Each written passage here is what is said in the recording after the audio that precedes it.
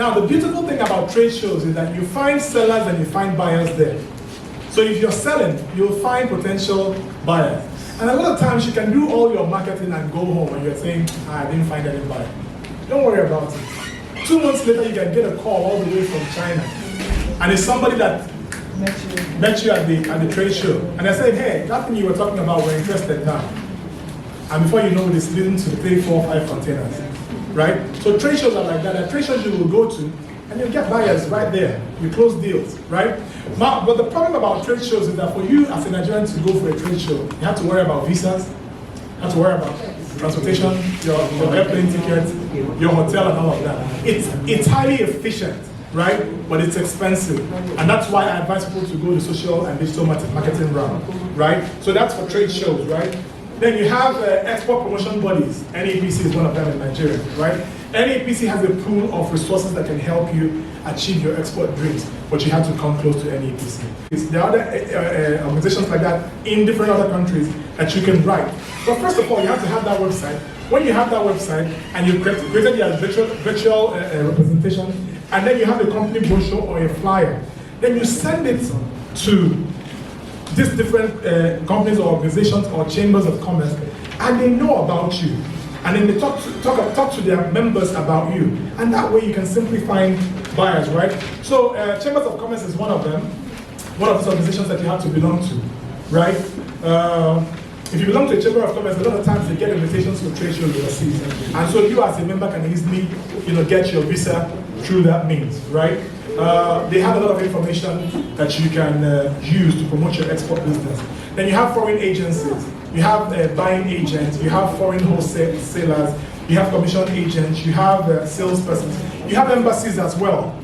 So imagine now that you have a proper website and your business is properly structured and you have a company profile, a booklet, and you take that and you post it to all the major embassies in Nigeria that you are interested in trading in their countries.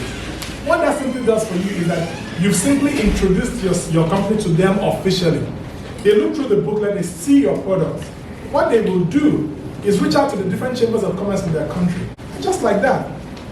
You can start getting correspondences and interest. And before you know it translates to 1, 2, 3 containers. Really, it's that simple, trust me. But the problem is if you're not doing these things, how would you know it works? Or that it doesn't work? A lot of people will tell you, it's easy, export is easy. You haven't even done what you're supposed to do and you're telling me export is not easy. Taking your profile, simply taking your company profile and sending it to America can change American embassy can simply change your life. I had a friend who deals with medical equipment. The first time he went to America, he didn't ask for a visa. American embassy invited him. Hey, we have this show in America. We see what you're doing with Germany. Would you be interested to go? Yes, no, come and take visa. He applied and he got his visa. And that's how he started going to the US. So taking your company profile properly done and sending it to the American embassy, the business department, can simply change your life. It can change your business. Do the same with Germany, right? What you're doing is you're officially introducing your business to them and they know about you. I'm here, but there are embassies in different other countries where I've done business that know about me.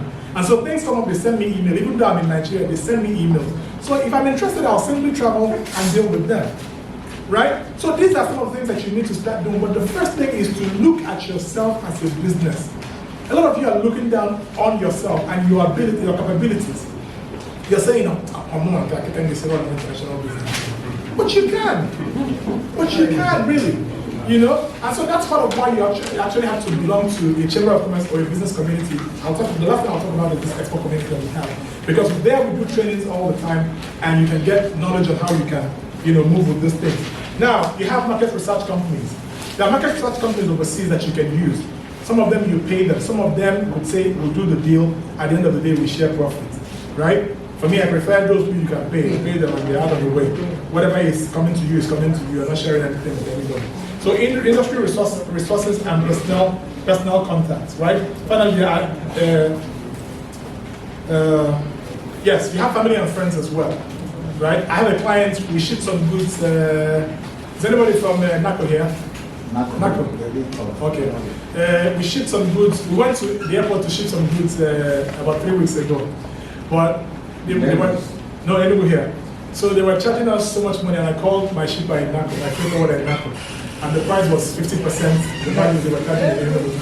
So immediately we moved those goods from there to Lagos, right? Now the client has a daughter in the US, in Virginia, right? So, and in Virginia, where they buy African stuff is very far.